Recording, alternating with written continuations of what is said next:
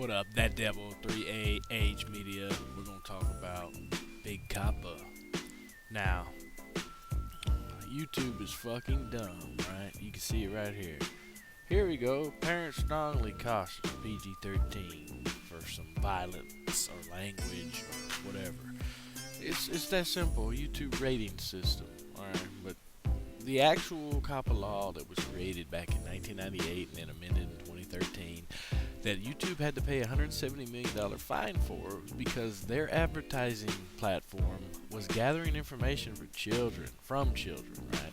A YouTube creator, such as myself or anyone else, cannot say, hey YouTube, I want the information from the children that are watching these videos, or I need to request the information, or I'm going to ask for the information. It just does not work that way. YouTube is the only one at fault.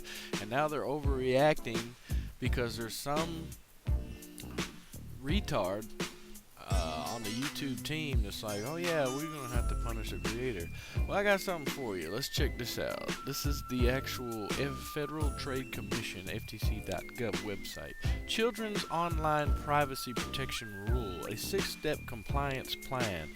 Let's go down here. Now remember, in contractual law, you have ands, you have ors, and you have and/ors. So keep that in mind. And means you have to do both. Or means you have to do one or the other. Alright, so let's check this out. I'm not a lawyer. Get a lawyer if you have to, or don't abide by what I'm saying as a 100% fact. Always get actual representation. But here we go.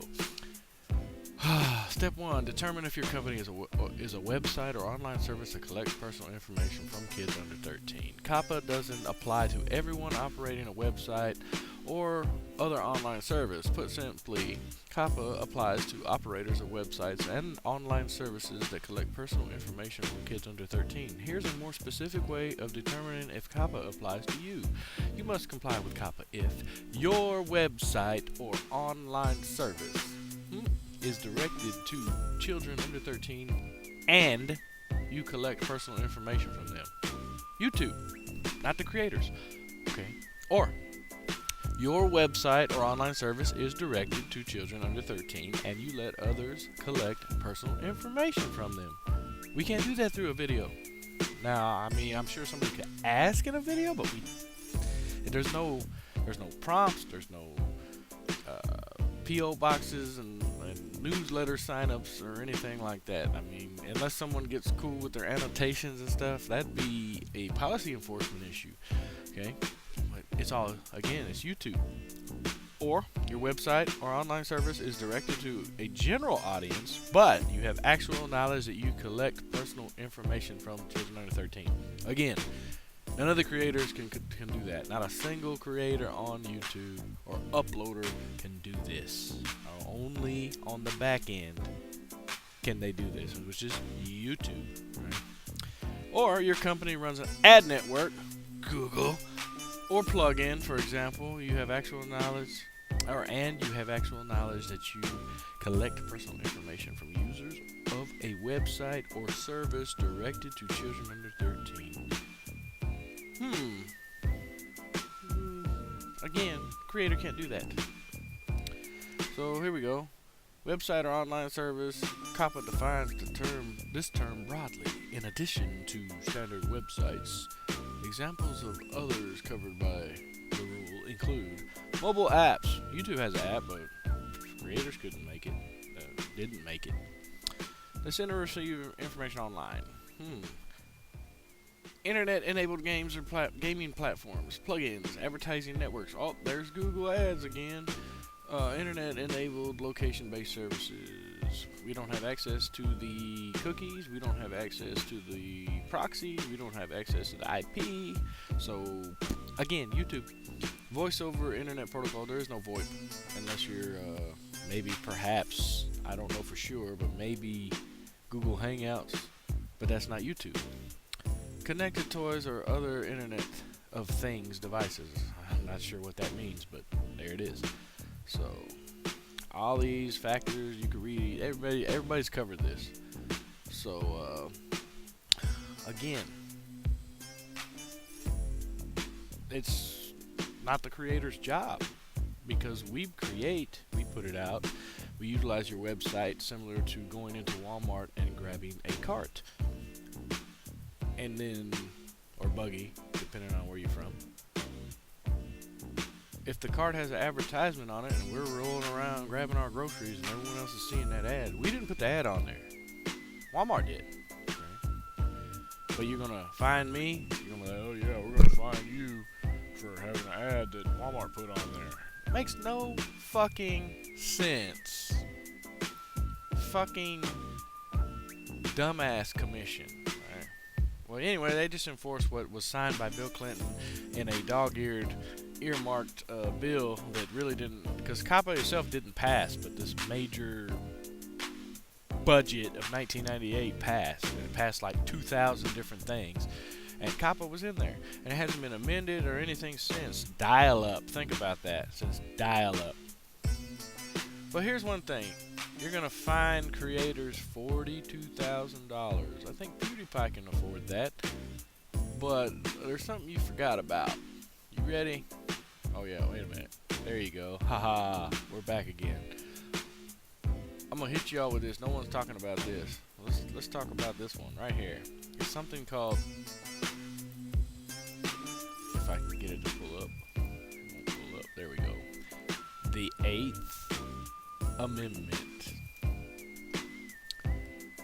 And here, this one, 8th Amendment. Lesson for kids. Huh. No kid wants to hear the words "you're grounded" or have their treasured privileges like playtime or access to the computer taken away. But this concept of punishment for wrongdoings is as old as time, except there wasn't no computers. It's as old as the 1998 Coppa law that was amended in 2013. And in the past, when you broke the law, the punishments were often frighteningly severe. In some countries, the punishment for stealing might cost you an arm, while lying could cost you your tongue. Obviously, some punishments are considered cruel and unusual. That's why the 8th Amendment to the U.S. Constitution was created. The 8th Amendment was written to protect those accused of a crime from extreme punishment that the crime is not deserving of. So let's see. The 8th Amendment is a part of the Bill of Rights, which includes the first 10 amendments to the Constitution. I know y'all don't know what the fuck that is. These amendments outline restrictions for the government. It tells the government what it's not allowed to do. So, the 8th Amendment tells the government what types of punishments it's not allowed to assign to people who break supposed law. Alright. The Founding Fathers knew this is about torture, which is essentially what you're doing because it's cruel and unusual punishment. So, we're going to read it anyway. The Founding Fathers who wrote the Bill of Rights knew that in the past governments used torture as a way to punish criminals, sometimes even to the point of death. So the amendment clearly states that the government, which has the ability to punish people through the court system, cannot use cruel and unusual punishment. It should not torture people, but Bush changed that, didn't it? Because we're scared little bitches after 9/11. But here we go. Fines and bail. The 8th Amendment also says the government can't punish criminals with excessively high fines. Ooh, $42,000 maybe? More than somebody makes in a year. Most people make in a year. Couldn't be. So when your parents get a parking ticket, they don't have to pay millions of dollars. The fine has to be reasonable and fit for the crime. And how can you fine me for a crime that I'm not convicted of? Because it can't be a crime until you're convicted. So you're just going to say, well, you violated this law, but you're not a criminal because we haven't taken you to court in front of a jury of your peers, which is also part of the Constitution. The same goes for bail. Well, we're not even going to read that. So, reasonable fit for the crime. Where are all you fucking internet lawyers? Take that 8th Amendment right to the FTC. It's not that difficult. Back to what I was back to the agenda at hand. Let's see. YouTube is fucking dumb. This has been Constitution 101 on the 8th Amendment. Now make sure you go look for the amendment that basically tells the government to fuck off. How about that? How about we actually remember what the Constitution is for?